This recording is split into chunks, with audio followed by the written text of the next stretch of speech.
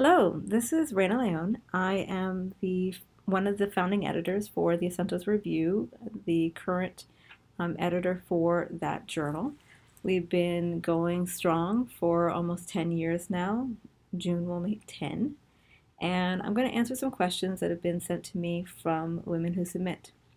So the first question was, as editor of the Acentos Review, what am I looking for in regard to submissions? And what makes a submission stand out?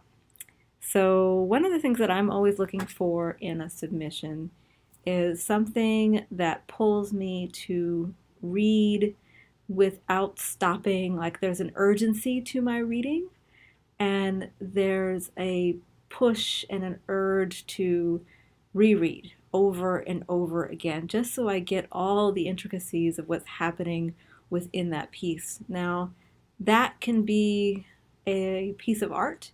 It could be a selection of poetry or prose or drama, but there's something about this piece that's being shared with me that invites me into a mystery. And not so much like a mystery, like a detective mystery or something like that, but the intricacies of someone's creative mind and how they have woven a world for me. That is pretty exciting to witness. So, what makes a submission stand out is innovation in form, something that I haven't seen before, or I'm seeing reimagined, or something that is. I also love poems, particularly that are quite short and manage to create multiple sensibilities within that short space. I'm always in wonder of those, as well as more expansive verse that still sustains connectivity across multiple stanzas and even pages, where it doesn't necessarily have to be a narrative arc or a plot per se within the poem, for example, but there is something that is continuous um, and a frame within a frame within a frame, and within each diving into the poem that is sustained across something larger, that um, something that reveals the core of who we are, and who I am in relationship to that reading is revealed. Um, I really love Louise Rosenblatt, who is a researcher who talks about transactional theory and the text as poem, and that exchange. And it doesn't matter what text it is, but the text as the a poem um, that is in relationship to you, and in that relationship, you are changing the poem through your meaning making, and it is also changing you. It is the text that writes you. So those kind of pieces that rewrite me in a sense, whether again it's art or poetry or translation or nonfiction, but texts that push me to become and transform, even in the minute moments of reading. So another question from women who submit is, if a writer submits a piece that's great but not quite there, how do you encourage them to resubmit? Do you offer feedback? Do you see a lot of resubmission? Unfortunately, the Acentos Review has, well, I should say fortunately we have grown very big. So in our first 5 or 6 years of the Acentos Review, we used to get personal feedback on every rejection. And that was a part of our community commitment to fostering arts practice within the Latinx community. And then we got big. We got bigger, and it became unsustainable for me, and in some cases an associate editor or a co-editor, to provide that feedback anymore. So I always invite people to ask for questions around writing practice or artistic practice and what we're looking for on Twitter, and I try to respond to that. But if if something is great and it's gotten to our point of tough consideration, because we, even though we're online, we do have only so much space. Um, if it's gotten to a point where I've considered it over and over and again, and then I have to say, no, we'd actually have to privilege something else. At this time, I will put a label and write to that author or that artist and say, please submit again. And many times people do submit again. It's actually a strong percentage of people who do. But I also recognize that my request to resubmit is a beg and a pleading. It is definitely please, please, please send me more work, and I believe it, and I really am begging because I know what it is as a writer to get the personal rejection, which is so rare and lovely when an editor writes that note on a piece of paper or sends you a nice little note, um, even as they're rejecting you in an email. And I've also been that writer who doesn't respond. And even found old rejections from editors and said, "Why didn't I immediately send something new? They like me, they really do, just not that piece at that time." So I do encourage resubmission. Sometimes the submission actually just doesn't fit our guidelines. The Essentials Review supports Latinx authors and artists. And so sometimes I get submissions from folk who do not identify as part of our community. And so I encourage them to submit to other journals and to have a deeper understanding of our guidelines, because the Essentials Review has, again, a commitment to a particular community. And that's something, there are some instances where that opens, generally in guest edited issues, but 90 some percent or more is of our commitment, and what we published is by the Latinx community. So the next question that I had was, the Essentials Review is about centering Latinx voices, and we're in a time of acutely racist policies towards Latinx people right now. Not that this is new, of course. What have the volume and voice of submissions been like in the years since the 2016 election campaign began? So one thing that I've noticed about our submissions is that they have grown, and I would like to think that that is also in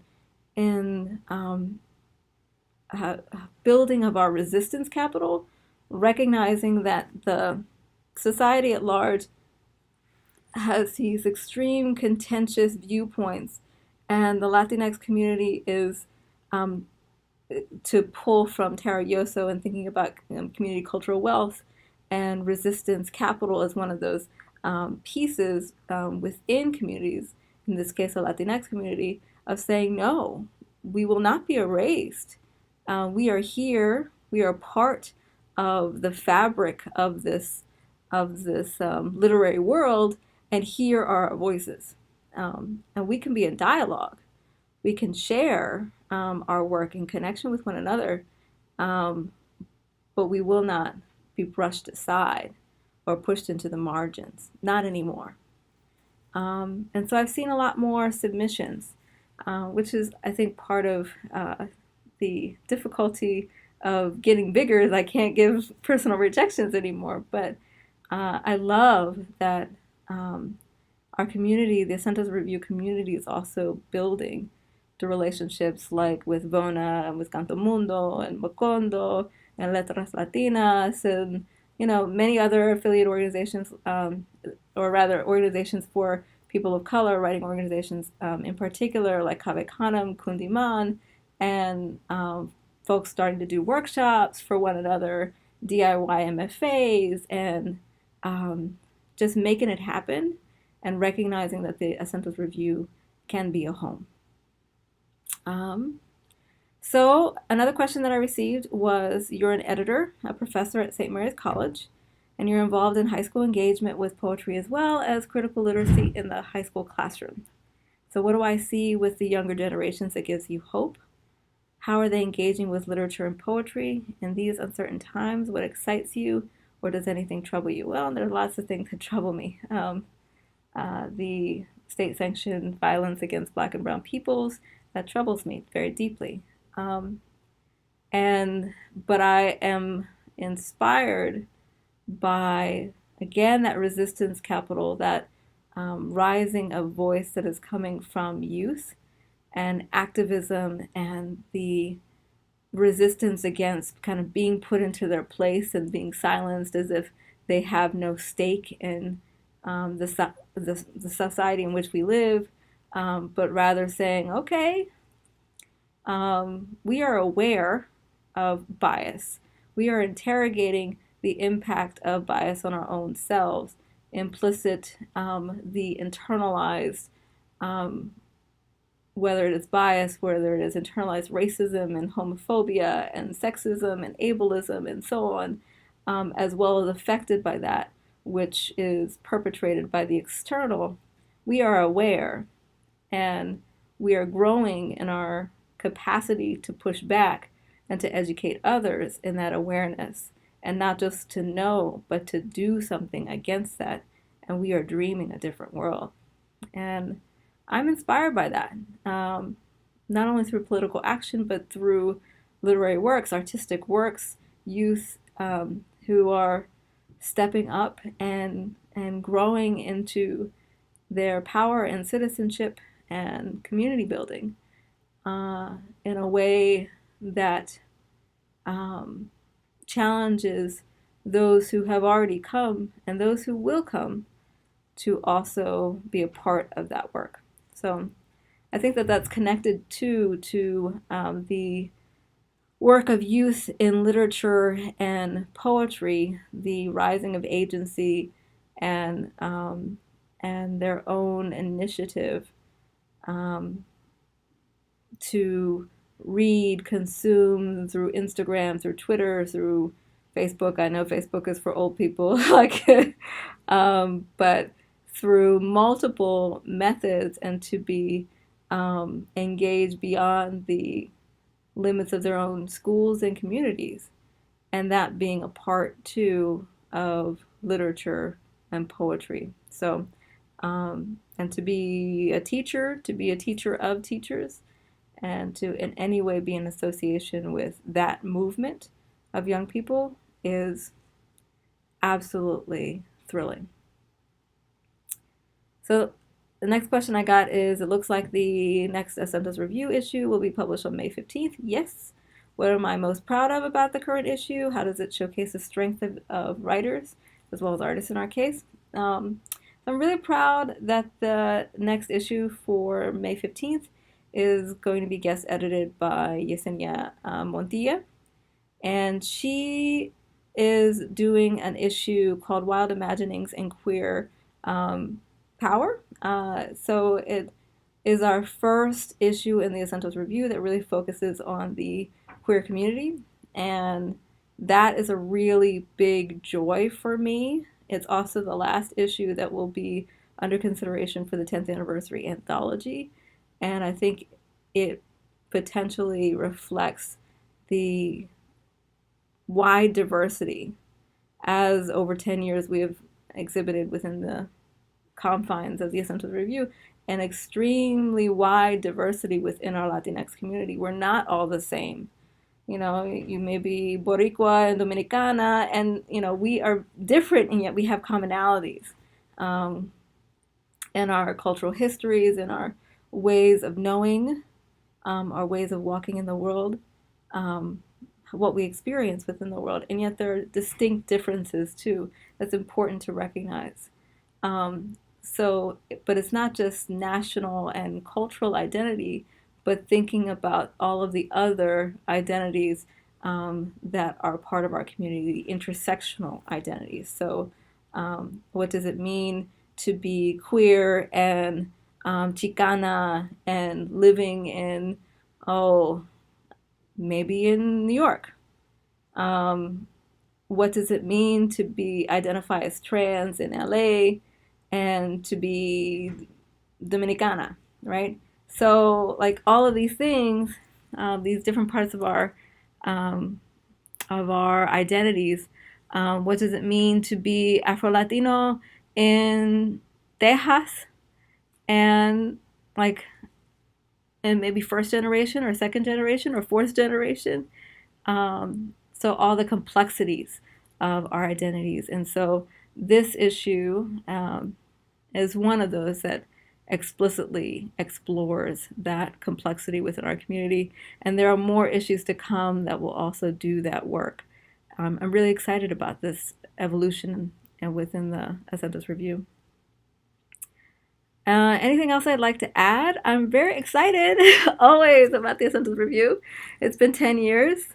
And I really would love to see more submissions from those who identify as part of the Latinx community. So send them and honor us, please, with your vision and your creative work. Thank y'all.